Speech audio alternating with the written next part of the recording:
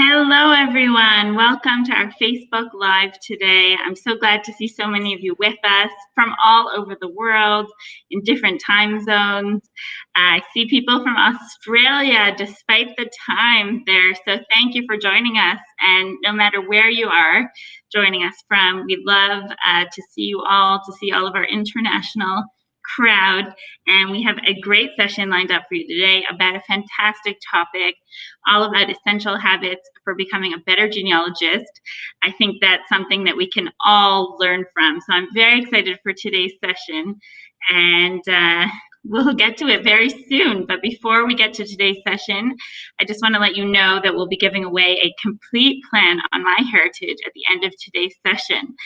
So in order to tie it in with today's theme, to enter into the contest for the MyHeritage Complete Plan, all that you have to do is let us know in the comments how MyHeritage has helped you become a better genealogist. So tell us in the comment section, and at the end of today's show, after the questions, we'll be giving away a complete plan, a MyHeritage Complete Plan, to one lucky winner. And that's the best plan that MyHeritage has to offer, with access to billions of historical records, unlimited family tree size, unlimited access to the MyHeritage photo tools. That's a MyHeritage Photo Enhancer and MyHeritage in Color, and many more things. So it's really a great, fantastic plan. And if you don't have it yet, that is sure to help you become a better genealogist. So please do enter and let us know in the comments how MyHeritage has helped you be a better genealogist so far. And I want to tell you a little bit about our speakers today. We normally just have one speaker, and today we have a fantastic duo. We have Diana Elder and Nicole Dyer, and they are a mother-daughter duo. They're professional genealogists. They write at familylocket.com. They're the authors of Research Like a Pro, a genealogist's guide, and hosts of the Research Like a Pro genealogy podcast. Diana holds the accredited genealogist credential in the Gulf South region of the United States. So it's really my pleasure to introduce them today. And we normally, as I said, we normally only have one guest, so it's really special for us to have a mother-daughter pair. And hello to both of you. How are you? Hello. It's so good to be here today. Hi, Esther. Hi, everybody. Hi, Nicole. Hi, Mom. It's great to be here with my mom. We are a mother-daughter team. Everyone says I don't look like my mom very much, so I guess I look like my dad. She does. She does. I do think you look alike. I think there's a lot of resemblance there. Oh, thank you. It's such a relief to hear that. Well, we have had our DNA done, and she really is my daughter, so that's good to know. Well, I will leave you both to it, and you can introduce yourselves a little bit more for all of our audience today. Fantastic. Thank you, Esther. So I'm in Tucson, Arizona, and I have 3 kids who are doing virtual learning. And my husband and I love to be outside and garden and do genealogy research. And then when I visit my mom, we just talk about genealogy nonstop. It's amazing. And I am in Highland, Utah.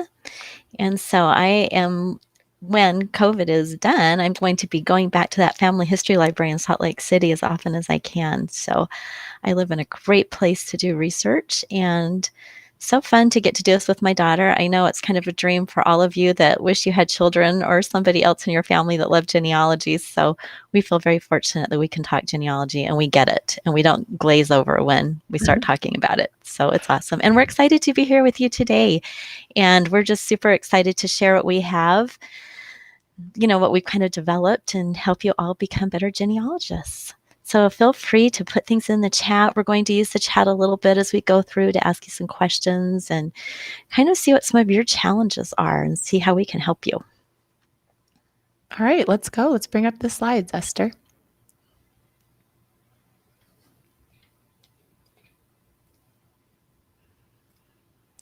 All right. So today we're presenting essential habits for becoming a better genealogist. And before we jump into that, we'll just tell you about us. So as Esther mentioned, we are professional genealogists, And our website is familylocket.com. We have a weekly newsletter where we send out updates about our latest posts and our latest podcast episode, which is called Research Like a Pro. And it comes out every Monday morning. And we have a book called Research Like a Pro, a genealogist guide, and a course that goes along with it. So we've really developed a lot of content around the topic of habits that you need to research like a professional genealogist. So this is one of our favorite topics. And we have a coupon code for you guys today if you are interested in our products. It's MH Live, and you can go to our website at familylocket.com/MH Live, and we'll have the handout for today's presentation at the top of that page, and then some more information. So go ahead and get that handout. It's a PDF, and you can kind of follow along. It has links for more information and additional reading about each of the habits and the topics that we're talking about. All right, so here are some of the habits we are going to talk about today, and I would love you to put in the chat what your biggest challenge is. What is the habit that you feel like you could really use some help with? Or maybe you just have a couple that you really struggle with. When I started doing research in 2002, really doing genealogy research, and I brought Nicole on board with me, I would go to conferences and I would hear some of these buzzwords like make a research plan, do source citations, keep a research log, but I didn't quite get it. And I thought, yeah, that's nice, but I don't really need that. And so, I kind of bumbled along in genealogy until 2015 when I decided to go for a credential and become an accredited genealogist professional. And then I had to really get serious about doing these habits. And I just have to tell you that it made all the difference in how I do research. And I was so excited about it that I started writing the blog posts and sharing it with others. And we tried a little study group to see if it really would work with other people. And it did. So I'm excited to talk today about, with Nicole, some of these great habits that will help you. So I'm seeing in the chat that a lot of you are struggling with the rabbit hole problem. And isn't that just the truth, especially with all of these fun websites like MyHeritage? And we just want to keep looking and looking for that record. In fact, I've heard people say that genealogy is a little bit like gambling because we just hope when we click on that database that we're going to find the record we need that solves our research problem, right? But often it is our brick wall problems that need a real process. And so we're going to talk today about creating an objective to focus that research, looking at our sources with fresh eyes, really understanding the context in terms of history, the laws, geography, actually making a real plan to do research rather than hopping around, doing source citations, which I know a lot of people don't like to think about that, but I'm going to give you some ideas to make that easier, keeping a research log, and writing conclusions.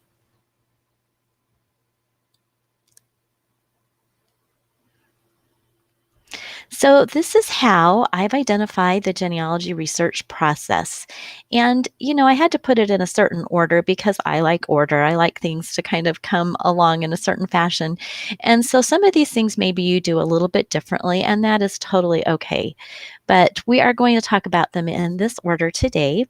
And we're going to start with objectives, which keep us from going down rabbit holes and keep us from chasing those bright, shiny objects. Okay, so an essential habit to create a research objective. Let's look at a few reasons why we might want to do that. So first of all, as I've already said, focus.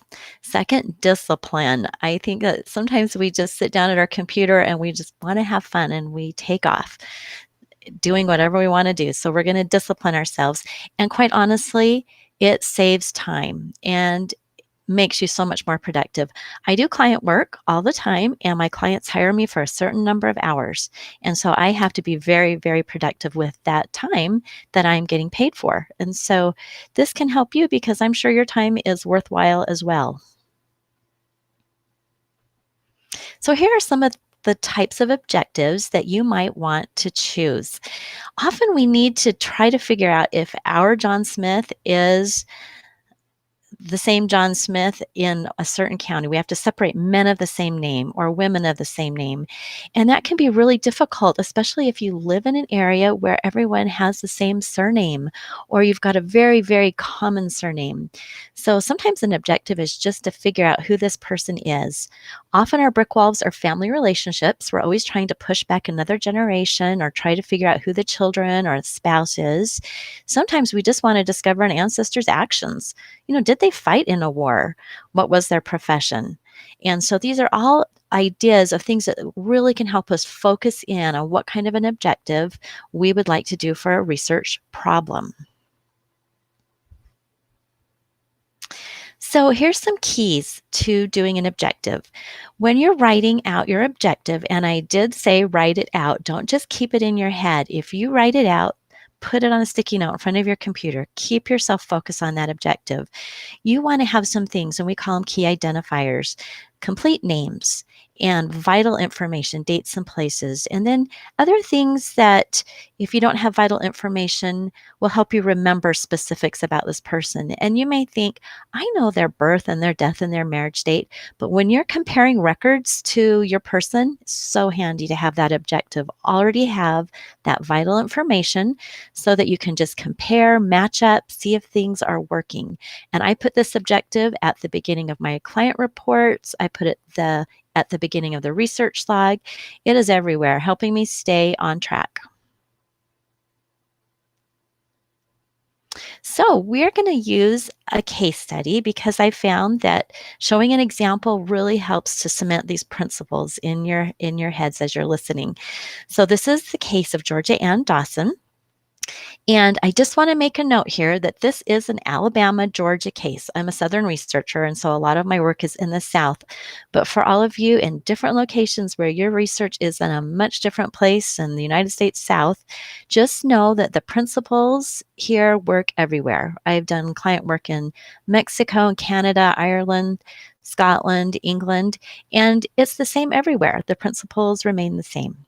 So with that, let me tell you about why I even care about Georgia Dawson. If you notice up at the very top, we have got an abstract of wills. Georgia wrote a will in 1856, and I was so interested in this will because she names these nieces Mary and Sarah Royston. Now, why do I even care about those two girls?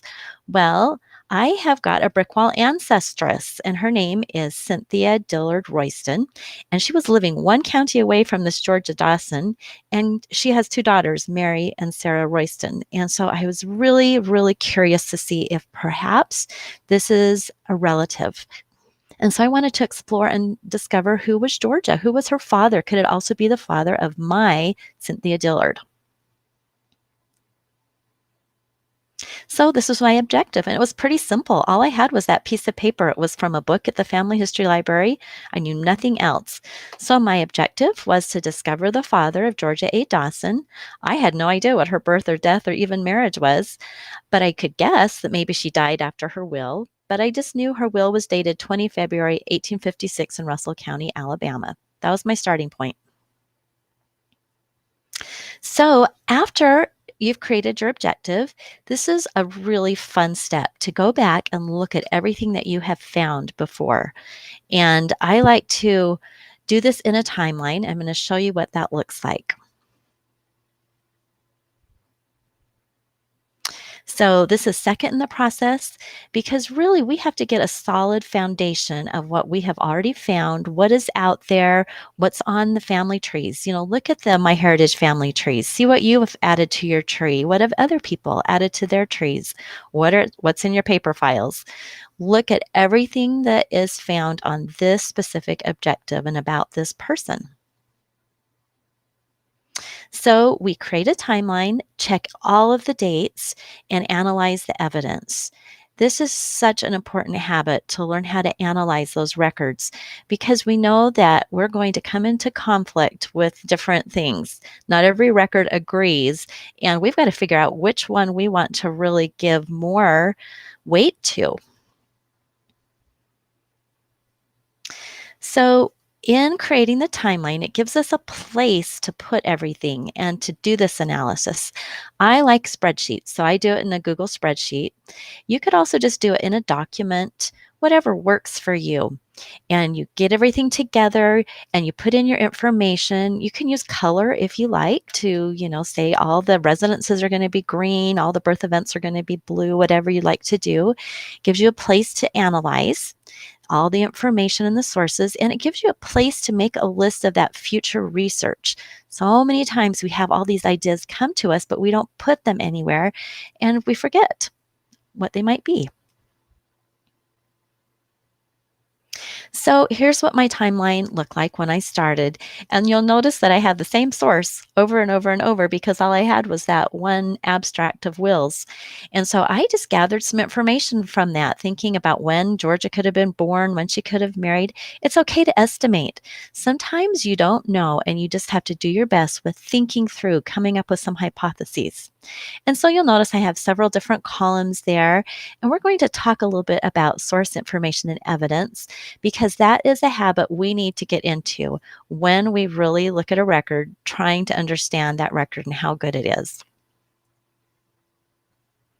So I like to use Elizabeth Schoen Mill's evidence analysis process map, and you can find this online. It's in her book, Evidence Explained, and I like it because it's very orderly. 3 types of sources, 3 types of information, 3 types of evidence. And it helps me to really kind of get that in my head and think about it.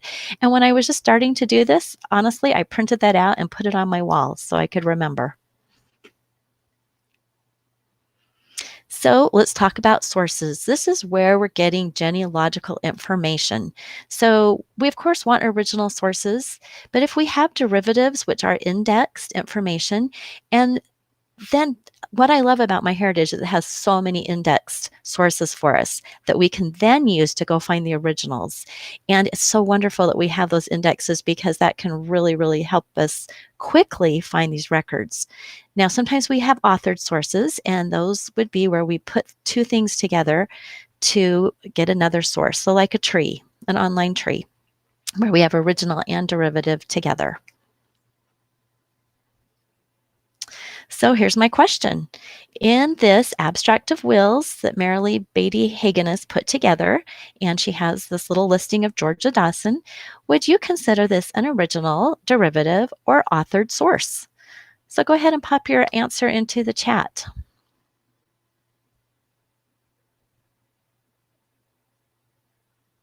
Okay, so while you are thinking about that, I'm going to go back to that for a second. My answer is that this is derivative because this is simply an index source. Marilee was looking at the original. She wrote out the abstract. This is called derivative, and you're going to see why it's a perfect example of why we need to always get the original. She didn't add anything extra to it, so it stays derivative. Okay, now what about information? The facts found in the source. They can be primary or firsthand. They can be secondary or secondhand. Someone learned of it from someone else. Or sometimes we have no idea because we don't know who gave the information. Like in a census where the informant is unknown. We have no idea who gave that. So we don't know if it's primary or secondary. So let's look at our example again. Would this reporting of the will information be primary, secondary, or undetermined? So pop that into the chat. And I'm going to say that sometimes it can be kind of tricky, and sometimes some records have combinations where you've got like a death certificate and you have a little bit of everything in that. Well, if you decided that this was primary information, I would agree with you because when we really think about what this is, Georgia was writing her will. Would she have known her daughter, brothers, sisters, and nieces? She should have had firsthand knowledge of all of that. And so this would be primary information. So even though it's a derivative record, that doesn't matter. We're thinking about what the informant, who was Georgia, how she would have related to this information. Okay, now evidence. Evidence is what you pull from the information to answer your research question.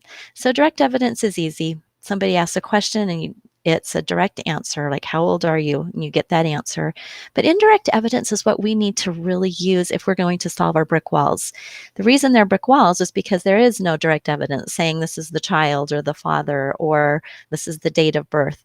We're having to gather up all these pieces and put them together, sort of like a big puzzle, and it's indirect. And then negative evidence is when there is just the absence of an expected situation. So let's take a look at our example and see what we think about evidence. So in this case, I wanted to just show negative evidence. And we obviously have some direct evidence in who the brothers and sisters are, but there's some negative evidence here too, and that is who is George's, or that George's spouse had probably died, because otherwise he would be listed, and it's very likely if he was alive that she would not have even written a will, because the property would have probably gone to him at this point of time and in this place. So this is some negative evidence, and it's important to look for that. It's just another bit of indirect, but when something should be there and it's not, we can call that negative. Okay, so when I went through that exercise in doing the timeline, here were some ideas that came up that I put into that column for some ideas for more research. Well, first of all, to get that original will and probate, and then to look for a cemetery record if she had died, census research, of course, marriage record, and then census and probate for other people with that name of Lewis. We know it had to be Lewis probably for her maiden name because she names a brother with the name of Lewis. So I've got a lot of clues. I've got a lot of ideas for research. All right. I'm going to take over with the next habit, which is to understand the historical, legal, and geographic context of your research subject. This is an important habit. This is the third step in the genealogy process, where we have an objective, we've analyzed our starting point, and now we're going to examine the context of the background information and location. So why do we need to do this locality research? Well, it helps us understand the historical time and place, and it gives us insight into how geography affected our ancestors. It helps us to learn about the laws and customs that caused records to be created, which then helps us learn where to look for those records. So to do your locality research, look at your timeline and choose a location from the events. You may want to choose a location where the answer to your research question may lie, and you might not know the answer to that yet, but you could have a clue that your ancestor was born in a certain country or region, and use that location to really dive into locality research, if that was your objective. So we like to create a locality guide for the locations that we are researching frequently, and even just a basic one for any location that we're researching. Here's an example of a locality guide. This one is for Russell County, Alabama, which is where Georgia Dawson's will was written. And it includes lists of resources, a list of maps. It's just a compiled guide with information about researching for that location. And if you research in a certain place frequently, then you can refer back to this with future research projects that you may have. You can list resources that you use just to understand that place and the records that exist there. And you can do this for a country, a region, a state, county, township, parish, whatever is most relevant. And you may need to do one for a county and then for a state and many different jurisdictions. So the basic information that you will want to do in your locality research is maps, understanding the geography, jurisdictions, neighboring counties, towns, and parishes, boundary changes, record keeping dates when those began, links to other research guides, and links to record collections. So in our locality guide template that we use when we start to make one, we include a lot of different sections so you can kind of see what it looks like, and then we just start filling it out. And this is a more elaborate one that we might do for a state that we are certified in or accredited in, like Diana, who has been accredited in multiple states in the Gulf South of the United States. So for you, when you're creating your research guide, you can go to MyHeritage and go to their research section and go to collection catalog. And you can see here that they have several sections that will be helpful references for you, like this directories, guides, and references, histories, memories, and biographies, and then maps. And all of these can have helpful resources that you could put links to in your locality guide to remind you that those are there and that you can look through for historical and contextual information. So for example, for Alabama, which is our example today, you can go to those histories, memories, and biographies, and then you can refine by location. So when we did that, the history of Alabama and dictionary of biography from 1921 shows up, and this gives us local history. And sometimes these types of books can be really helpful in giving you a history and a background of a certain place. And sometimes they'll include biographies and that kind of thing. And even if your person is not mentioned in that, it can still be really helpful for giving you that contextual information and understanding the place. All right, maps are so important. So you will want to include a map in your locality guide, or at least look at some maps at this stage of your research and focus in on really local maps, and then look at broader maps as well that show the county boundaries and migration, the changing of boundaries. And if you can find historical maps that focus on the time frame that you're researching, that will be the best. This is an example of a map of a county, Russell County, Alabama, that you can find on the Family Search Wiki, and also the record dates when records began to be kept in that county. MyHeritage has a wonderful map collection, 36 collections with 1.7 million records. So this is a great place to go for your map search. Here's an example of one of the gazetteers that you can find at MyHeritage. This is from 1895, and it has place names from that time period. So if you're looking for a certain town that maybe has disappeared, you can find descriptions of those in these kinds of historical gazetteers. So just a taste of what you can find. All right, so the second half of the locality guide will include links to record collections. And there are lots of wonderful record collections on MyHeritage and all over the web in different places. So it's nice to be able to organize them and put them in your locality guide by what type of record they are. So it's really important that you know what records are available for the time and place you're researching so that you can make your research plan. If you don't know what's out there, then you won't know where to look, and you might miss a major collection for your country. So record keeping dates I mentioned before, these began at different times and were kept by different jurisdictions. So maybe birth records were kept by the churches at a certain time period and then transferred to civil registration at a certain year. So learning about that and putting that in your locality guide will help you with your research planning. So try to look up when these types of records, if available in your region, began to be kept. Here's an example of the record availability for Russell County, Alabama, as shown at the Family Search Research Wiki, and it goes through the different types of records and tells you when they began.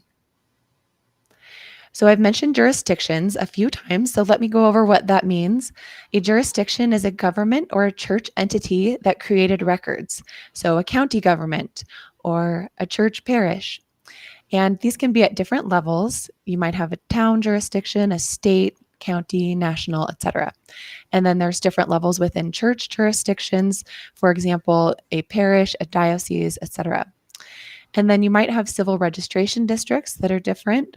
So this could apply like in England, where they had a larger district that overarched several counties. And so every place may have different civil and church jurisdictions. So it's important for you to become familiar with that country or that state or whatever for their jurisdictions. In the Family Search Catalog, they have records at each jurisdiction level. So you can put in the country and find out what's available that way. And then you can drill down to the county and sometimes even the city or town to see what they have in their library. At MyHeritage, you can also drill down to a specific location. Here are some collections that are available just for Alabama. You can see Alabama marriages and the state census. So these are really useful collections that you'd want to put into your locality guide. All right, the next essential habit is to make a research plan. This is the fourth step in the process, and it's going to prepare you to find the most relevant information to meet your objective for this phase of research. One of the best things about doing phases of research like this is that you don't get overwhelmed and you just have a simple objective that you can plan specific records to search and then write your conclusion when you're done, instead of feeling like you're never done researching because you're always looking for more. So in this phase of research, what records do you want to look at? To make your plan, just restate your objective, then summarize the known facts, create a working hypothesis, identify sources to search, and then prioritize your research strategy. So to do this, you're going to restate your objective. And sometimes you're going to modify your objective after doing your timeline and analysis because maybe you realized that something needs to be changed. So the objective of this project is to find the father of Georgia A. Lewis Dawson.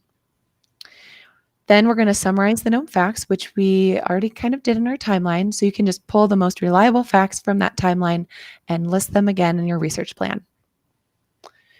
So our known facts here are that Georgia died in 1856.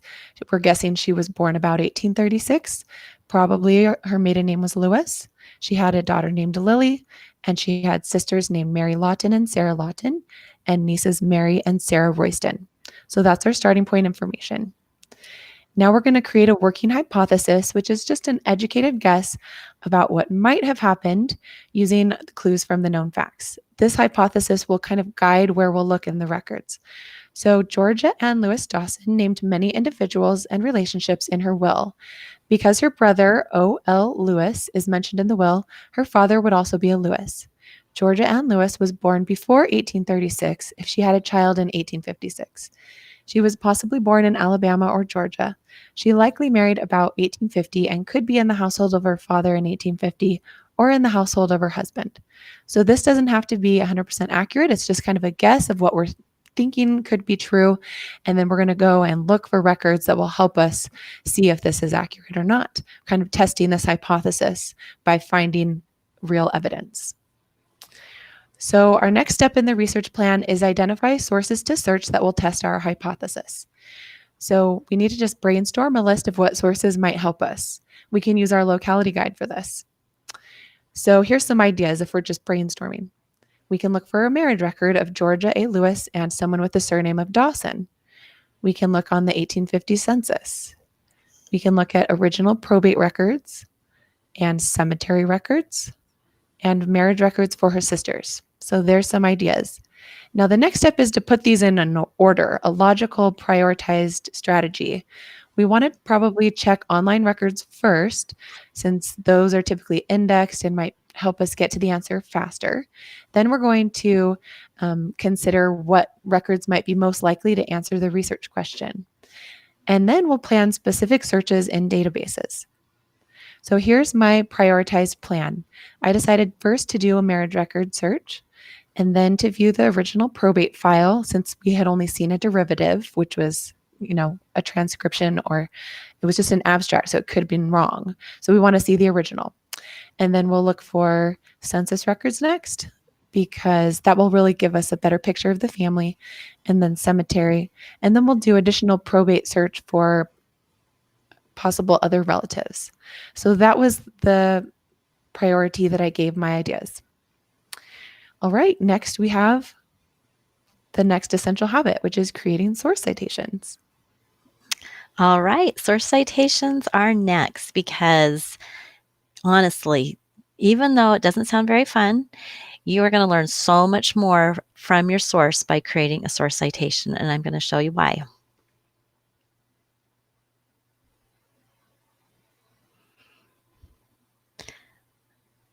So next in the process, and source citations, you might argue, should be at the very beginning, and sometimes we do want to talk about them first. But I feel like when you're starting a new project and when I'm teaching this, I want to do all the really fun, exciting things first, which is looking at analysis and location and making that plan so that you're all excited to do your research. And then you'll be excited about doing your source citations because they are so necessary. And this is one of the habits that I kept hearing that I was not particularly great at doing. And I kind of bet that some of you are like that as well. So pop into the chat what you think the hardest thing is about source citations. And I'm just going to say right off the bat what Elizabeth Shown Mills says in her book, and I quote this every time I talk about citations, that it's an art, not a science, because I could give each of you the very same record and you would each cite it a little bit differently, and they would all be fine. As long as you have got the basic information, your citations are going to be fine. So just take the fear out of it right away if they're not absolutely perfect, if every punctuation mark isn't perfect. The important thing is that it leads you back to the record. So here's, in a nutshell, why you want to cite your sources. So it really does help you evaluate and analyze your source better. You obviously want to prove your findings. We have all had that experience, haven't we, where we have been reading a biography or family history, and there's no citations to all of these facts. And you just can't believe it unless there's something there telling you where the information came from. How many times have we photocopied something and it's in our files and we have no idea where it came from? That's super annoying and takes a lot of time out of our, research to go back and find it. And we want to have other people be able to find the same source because that's going to prove our work. And it shows we have done that reasonably exhaustive research. So let's just talk briefly about what is different between a source and a source citation. What is the difference? So a source, kind of what I talked about earlier, it's whatever gives you information, and you use that information in evidence in proving your conclusion. So here we just have a document. If I'd photocopied that or I gave that to you, that really wouldn't mean much to you, and you would have no idea how to find that again without a good source citation. So we need to make sure we have got citations attached to all of our information. A citation just gives us the specific location and details.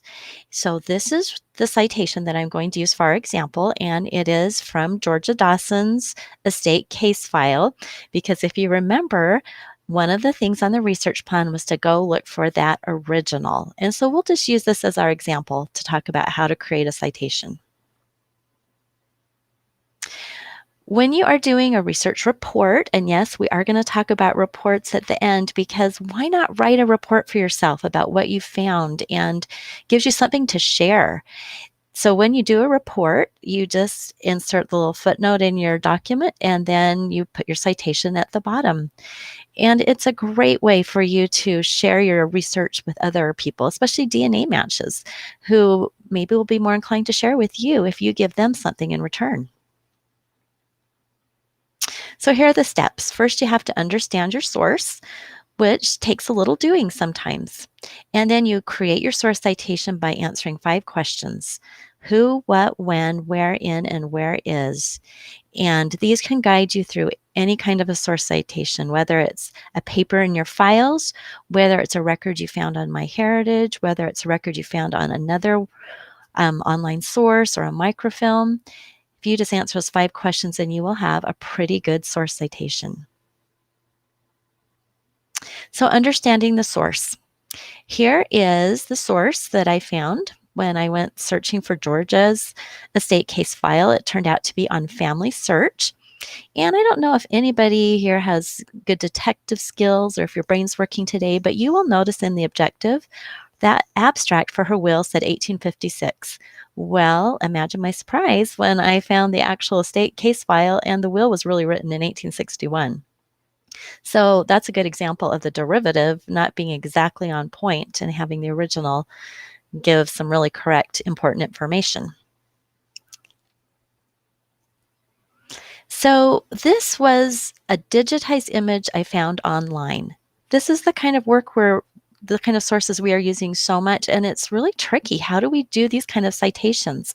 Well, I come back to Elizabeth Shown Mills, layered citations. And layered citations is how we cite records that are online and in another place that are actually original, that we're not living online. We're living in a courthouse or living in someone's files, but they're now online. So this is a great example of a layered citation, and I'll show you what it looks like. We are going to have all the physical source information, then all the digital source information, and then we just use a semicolon to separate the two. And then sometimes we do the third section where we're referencing something even more original, like a microfilm reproduction. So we could have up to 3 sections in a citation that's layered.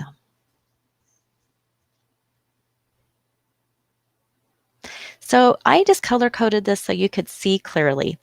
Notice the red part. This is where this estate file lives at Russell County, Alabama, in the courthouse. And if I were to go in there, I could ask them for folder 1, box D.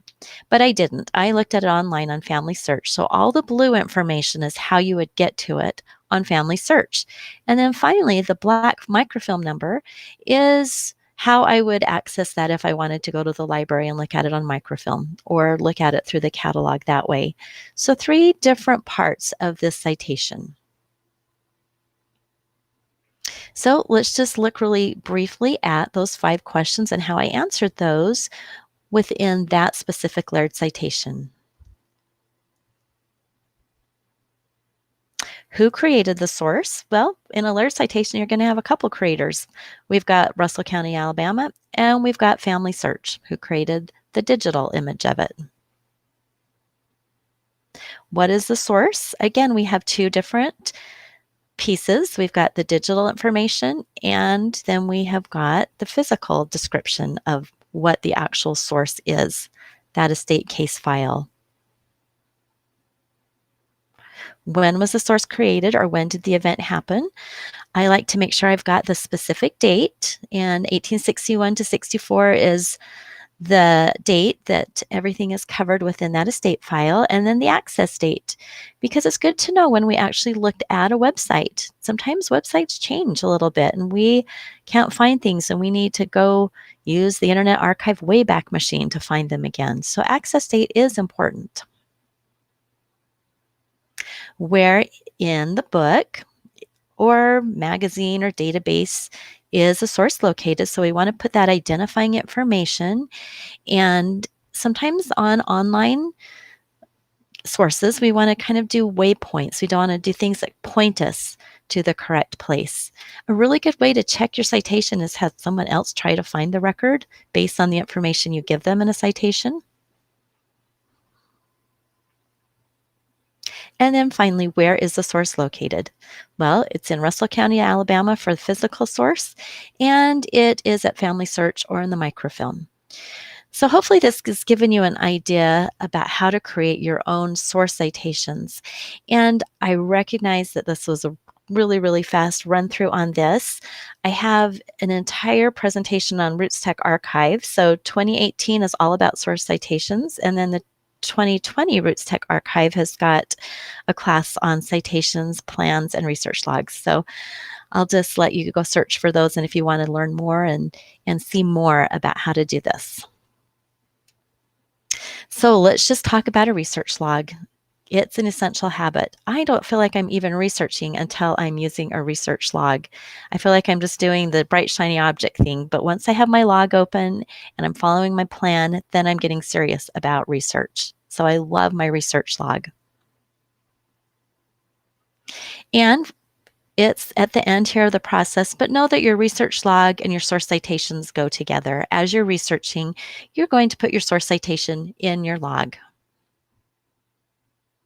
So we're just going to use it because we track everything, negative and positive.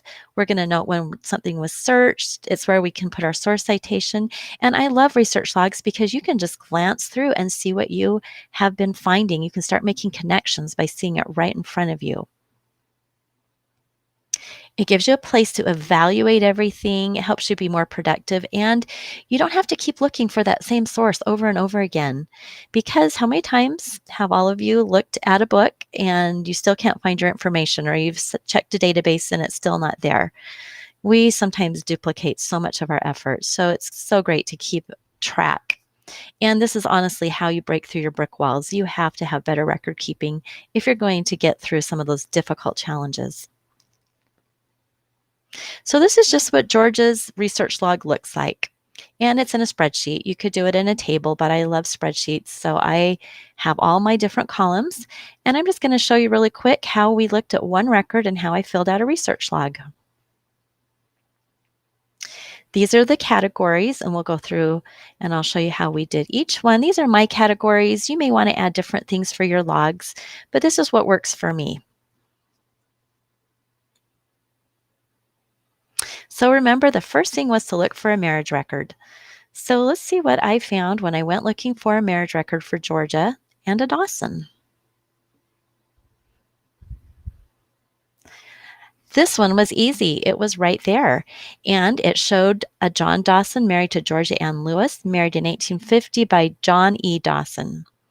And so this was really great to find this record.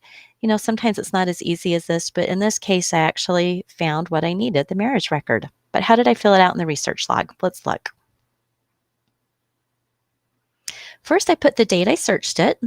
And the reason I like to put the day I do the search, because, you know, the years pass and we may think we barely did this research and it's been 5 years. It's good for us to keep track of when we were doing these things. We may really need to go back and check a database. New records are being added all the time. MyHeritage is always sending emails saying more things have been added, and it's great to recheck.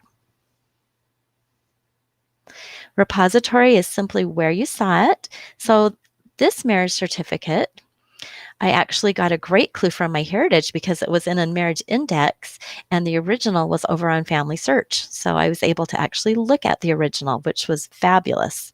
So you just put where you found that record, and it might be in your own files. Put that it's in your own files if you've got a boatload of information from a relative. Then we want to put the URL. I love to have the link so I can directly get back to the record. It saves so much time. And you can shorten the link. You know, there's different things you can use. If you're at a unique library or archive, make sure you put in their specific call number or microfilm number so you can easily get back to it.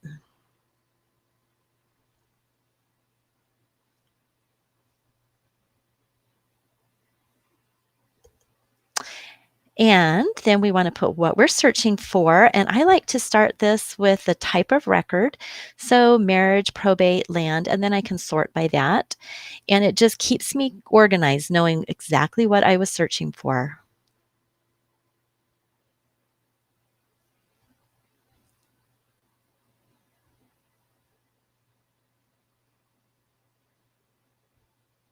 And then same with locality.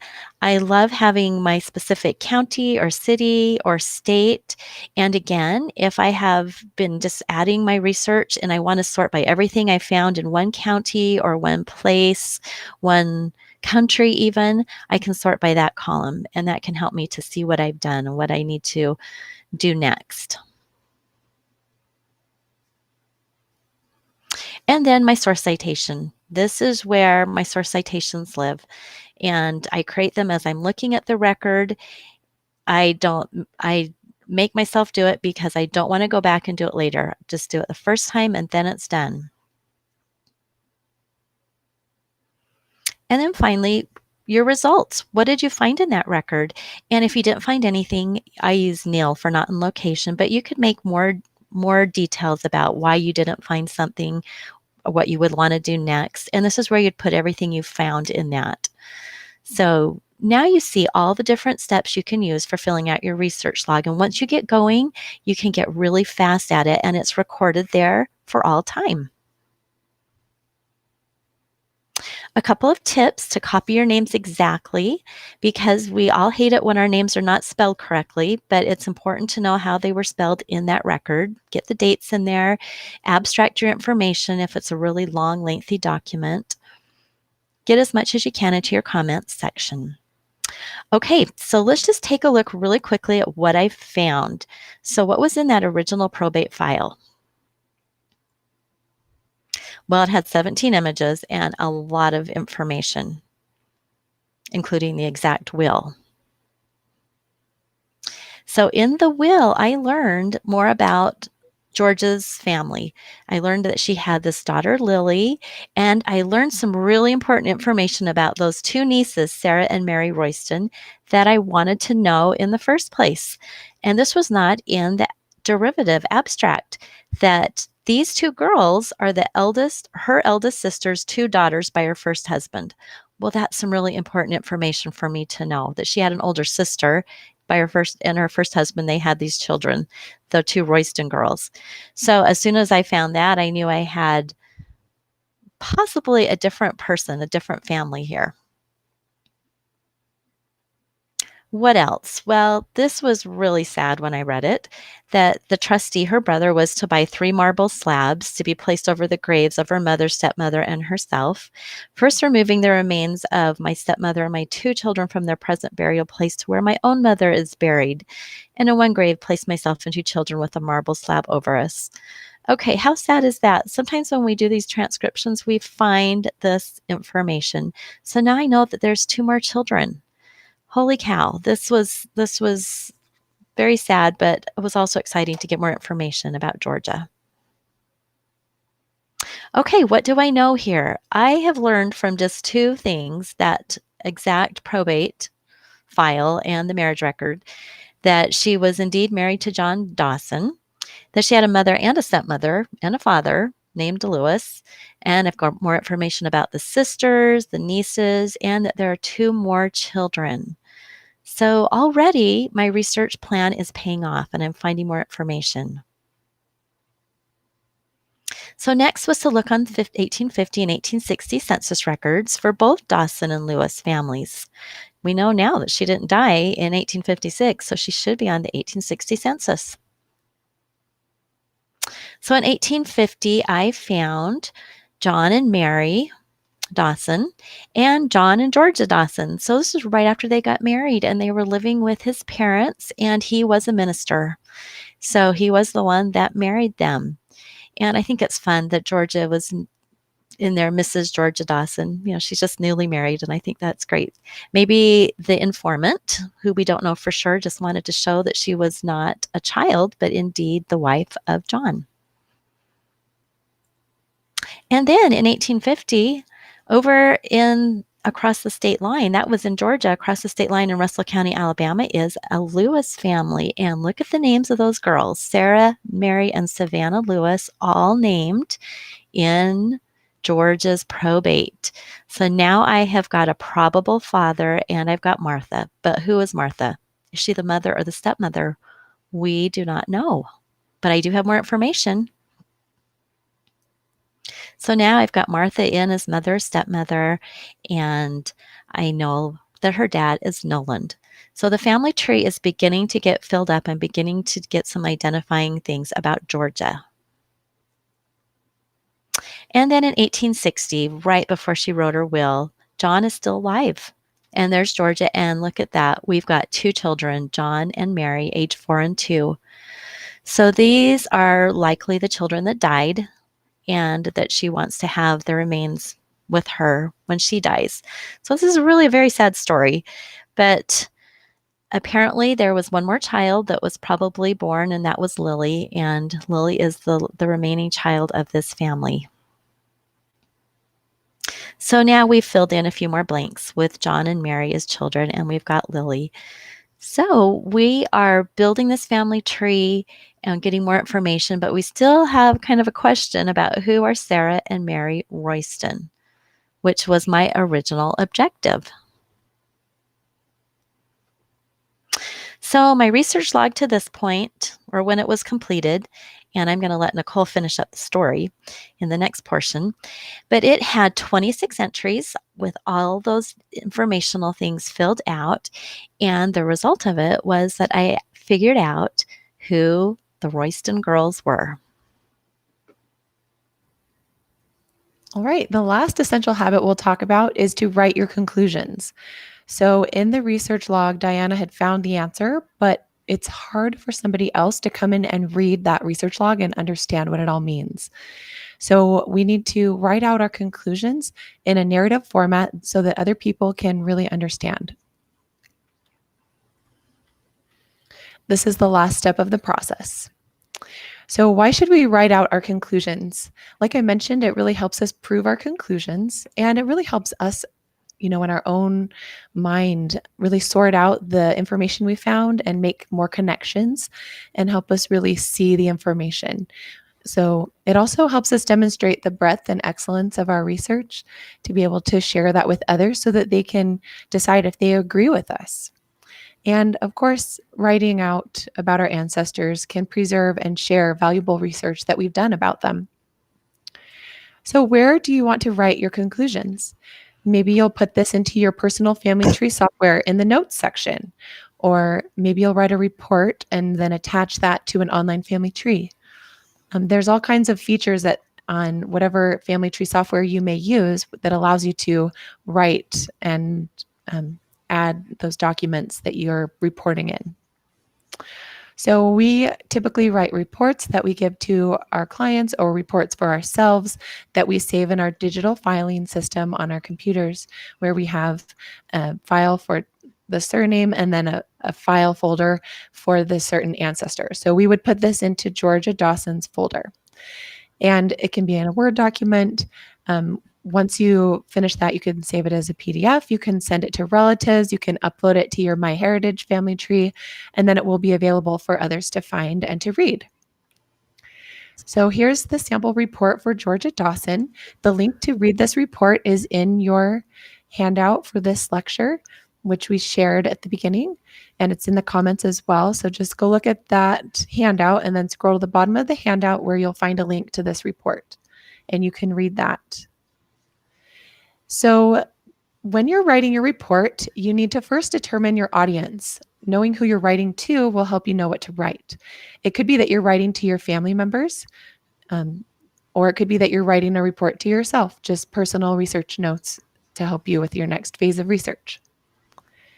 So the elements of a report are first the objective, then the background information, then the body of the report, which includes your findings, and then your conclusion. At the end of the report, you can put a bulleted list of future research suggestions. What is the background information? This is where you just give some information about the individual that had been previously known. It could include family stories or myths about the individual, and you could include some historical context about the time period or location. Whatever you feel will set the stage for your findings. If geography and migration was really important to your findings, then you'll want to include some background information about that. When you begin the body of the report, you will want to outline how you're going to organize your findings. You don't have to put things in the order that you found them. You'll want to put them in a logical order that helps your reader understand what you learned. And it could be that it's chronological, geographical, by individual, by family group, or by record type, and it's up to you. For the Georgia Dawson report, these are the headings that we used.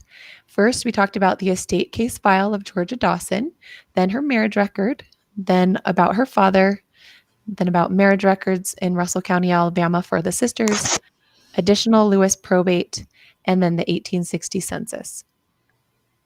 So when you go through and share in your report what you found, it's important to explain the reasoning behind searching a certain record type, and then also talk about any negative results that you had, places that you searched that you didn't find anything, and then make sure that you use consistent quality source citations for each genealogical statement. And when you write a report, you'll want your citations to be consistent. And then number 4 is to use the bullet points and tables and abstracts to show the information from the source. So I'll show you an example of that. So when you're presenting information from a census, instead of writing it all out in a narrative format, it's much easier for everyone to include a table that shows the information. You can also include a screenshot of the record, and I think it's really helpful to include a transcription like this too, that's a little bit easier to read. when you're presenting information in your report that is difficult or conflicting evidence, you'll want to use qualifiers, like words like possible, probable, almost certain, current hypothesis, because in genealogy writing, sometimes you cannot prove a conclusion 100%. So it's good to let your reader know that this is still a possibility, or it's really almost certain, or whatever you believe that it is. Here's an example of explaining evidence from one of the sisters of Georgia, an obituary that was found for Mildred. And this was the oldest sister, whose daughters were Sarah and Mary. So explaining the evidence from this obituary went this way in the report. The obituary confirms that Mildred Lewis Royston had married a second time and that she had 2 daughters by her first husband. Georgia Lewis Dawson's will states, "The fourth part between my 2 nieces, Sarah and Mary Royston, my eldest sister's 2 daughters by her first husband." The obituary also confirms Nolan Richard Lewis as the father of Mildred and gives the name of her mother, probably also Georgia's mother. So this evidence from the obituary provides indirect evidence that because Mildred and Georgia were sisters, they had the same mother's name.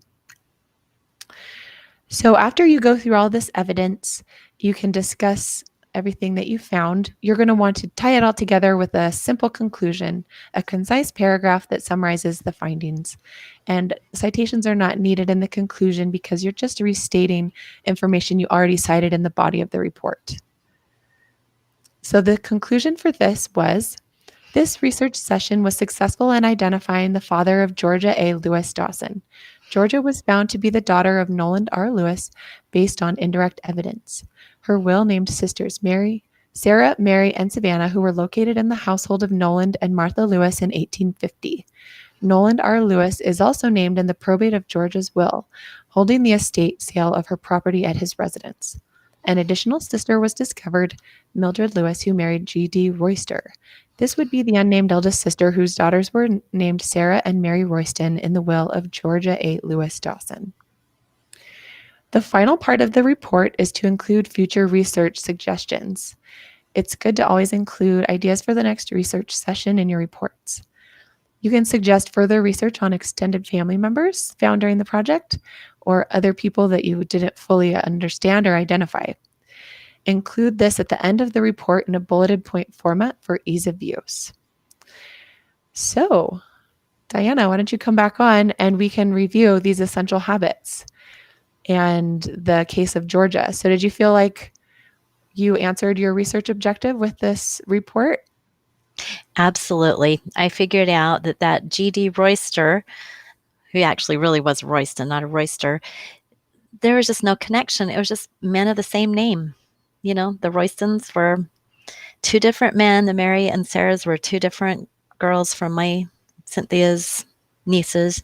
And so there was no connection. And in this case, maybe you'd think that would be disappointing that I didn't find the connection I was hoping. But it was great because then I could just finally put that piece of paper away and say, okay, there's no connection here to Georgia, and I can continue on with my research.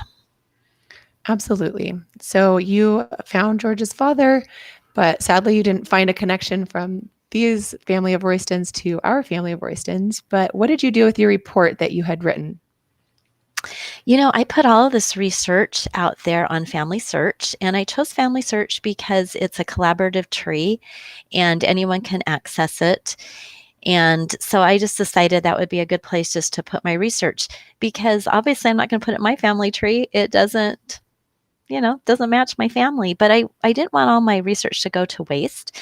And so I put the report there, I added the sources, and she was not anywhere. Georgia was a forgotten female. And I felt pretty close to Georgia after doing all this research, especially with her sad case of all the children, dying. And so I just put all the research out there in hopes that somebody in the extended family would find her and remember her. Absolutely. And I think it's interesting to think about your overarching research question and why you were doing this. So you mentioned at the beginning that our ancestor, Cynthia Dillard, married Royston. And so you were trying to find other Roystons in the area. So what's your overarching research question? Well, my overarching question was, who was Cynthia Dillard? I was trying to find her family, and so I was hoping that these girls were some connection whatsoever, even though they had the Royston surname. I thought, you know, if my thought was that if Georgia was referring to Cynthia's daughters as her nieces, that maybe they shared a father or a Mhm. stepfather or something. Mhm. So I was just trying to find that connection. But the Royston, they were different Royston girls, so there was no connection. Great. I just wanted to bring up the point that often in our research, we have an overarching research question that takes several phases of research to find the answer to. And often our brick wall questions will be like this, where we have to do several reports to eliminate hypotheses, to find new candidates, and to do a DNA phase of research. And eventually, the point of doing all these phases is that by the end, will have come to a conclusion that we feel can be proven, and then we can write a proof argument. So Diana and I do a lot of research for people on their brick walls and for our own. And so when you're doing your own research, you may not need to do an entire project like this for every single person in your family tree. But what you will want to do is go through your pedigree, analyze those dead ends, those brick walls, and then choose somebody to research who you really have a question about and you want to find something and it's difficult to find. And then you can do a report on that after you've completed this process. Right. And, you said something really good about how sometimes it takes several iterations of a project. So I know a lot of you out there have got these brick walls, and just know that you may not solve it in your first project if you go all the way through. And sometimes it might take you 3 or 4 iterations to finally make a breakthrough. And that's okay. That's how we break through our brick walls in our genealogy. We keep at it. But if you go all the way through the steps, then you'll make progress and you'll get to keep moving on instead of just spinning your wheels. Exactly. And I think that's why we'd like to focus on these habits, because even though you might not find something with everything in your research plan, at least you're keeping track of it and you will know not to do it again. And understanding the records that were available, you can progress forward and find new things to look for. So good luck to you all. And we hope you will continue developing your essential habits as a genealogist. Oops, I put the slide in the wrong place, but here were the future research suggestions, just some ideas for what to do next. And if you guys would like more information about us and what we teach, go to familylocket.com/myheritage MH and then you can get the handout, you can get more information, you can get our coupon code, and we would love to hear from you guys in the future about how you've developed your habits as a genealogist. All right, Esther. Thank you. Hello, thank you so much for that. That was really, really informative, and what an amazing story of that research.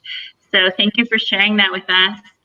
We received a few questions, first of all, from users who joined in the middle, and they want to know how they can access the presentation afterwards. So I just want to let everyone know that this Facebook Live, as well as all of our Facebook Lives, are available on the MyHeritage Facebook page under facebook.com/myheritage. Under the video section, you can see this Facebook Live. You can rewatch it afterwards, as well as all of our other Facebook Lives. So enjoy that. For anyone who still wants to enter our contest for our MyHeritage Complete Plan, please let us know in the comments how MyHeritage has helped you become a better genealogist. We'd love to hear. And I just want to read out a couple comments before we get to questions, Nicole and Diana, if that's okay. So let's see, just a couple really nice comments that I wanted to share with you. We have here from Megan. She said, "I'm very happy I used MyHeritage to find out more about my past. I have found cousins I didn't know I have. Plus, I have found my half-sister that I only heard about. But the story, it was just a story. It's made all the difference, as I was an only child but had adopted siblings. And my mom had passed away. I felt so lonely till I found my blood half-sister. So I thank MyHeritage every day." Amazing, amazing story, Megan. So glad to hear that. As I always say in these Facebook Lives, hearing these stories of discoveries is what makes our job so fulfilling. We love to hear about our users who have reconnected with family members and who have made those discoveries. So congratulations to you. We have, we hear a lot of stories here in the comments. So really amazing. Paul says, great to see you. Diana and Nicole, fascinating talk. And let's see, we have Victoria. She says, I have learned from the Facebook Lives to be inspired and not to give up. Sharing is caring too. So that's really so true. Sharing is caring, and I learned something new in every single Facebook Live that we do, and something that I really love is meeting all of our speakers. I find it so nice to host Genealogist every few days here on our Facebook page. So thank you for joining us. And Diana and Nicole will now get to a couple questions. If we could just take a few. Let's see what we have here. We have this one from DA, and he says, how do you handle the different automatic source citations from various state databases like MyHeritage, Family Search, etc.? How important is consistency of citation style?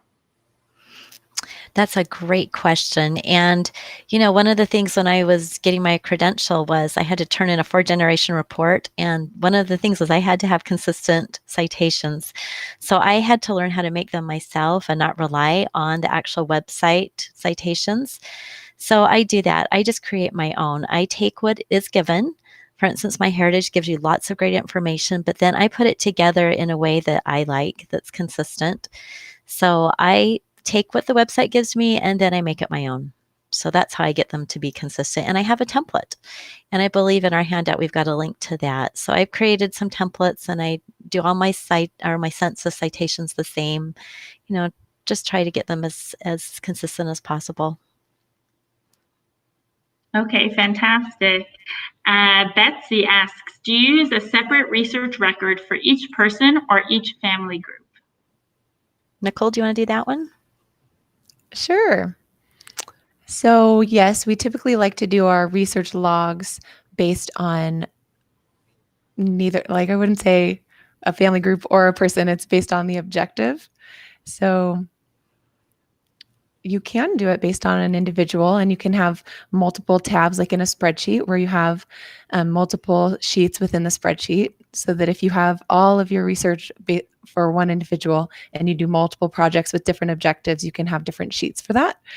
But we really base our research log on the objective. So if the objective, like for this one, was about Georgia Dawson finding her father, then we would just have a log for that. And then if we wanted to do another log about her, maybe finding her husband or something, we could do another log. But that's really personal preference. If you want to do all of your research log all about the same person, have a really long one, you could do that. I just prefer not to have them be super long because it's harder to find things that way. So if you organize them by objective, maybe they wouldn't be as long and cumbersome. So it's up to you. I would say shorter ones are a bit easier to work with, though. Good advice. I see Carol says, thank you ladies for the very informative session. I've learned so very much. So I just see so many people are writing that. Really fantastic to see. Kathy asks, and I think this will be our last question just because we're running out of time. He says, I'm loving all the speakers you are presenting on the Facebook Lives. I've been enhancing and colorizing photos on MyHeritage. I have problems going back over the pond. Any good advice? Yeah, you need to start with what is known. And we get a lot of clients like this that, they know they came from Ireland or England or, Germany, somewhere else. But you have to start in the records of what you know. So if it's US and you start with your US research and you gather up every single clue that you can possibly find. And often you have to extend to the friends, associates, and neighbors, what we call the fan club, because they might have immigrated with a sister or brother and their clue is what leads you back to the old country or across the pond. So you just follow the research process that we outlined here today, and you would do a project looking for everything you could find, going back to those records again, looking for more and more clues on them.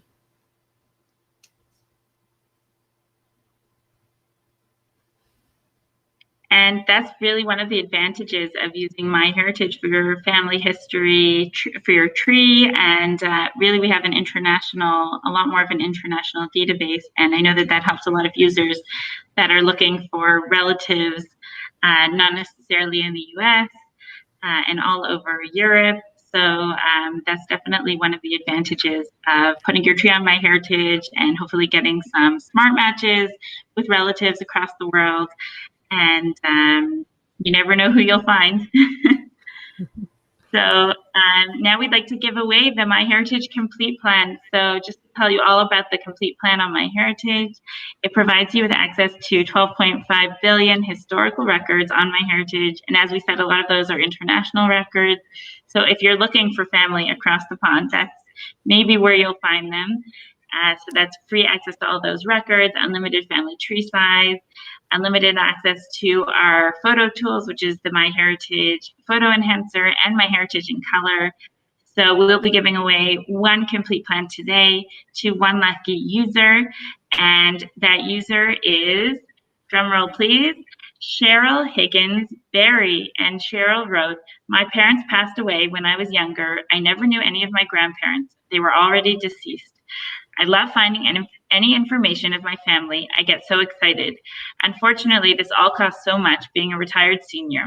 Did try your picture enhancer when it allowed you to try it for free, and it really is amazing." So Cheryl, congratulations. We'll be in touch with you through private message to claim your prize.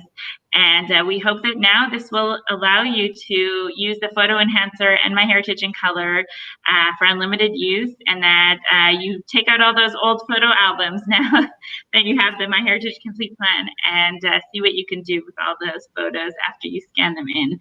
So congratulations. Diana and Nicole, thank you so much for joining us today. I know that I learned a lot, and I think that I know that our audience did. I can see from the comments. So thank you again, and we hope that all of you have a great day. So we'll see you again next time. Bye, everybody. Bye. Bye-bye.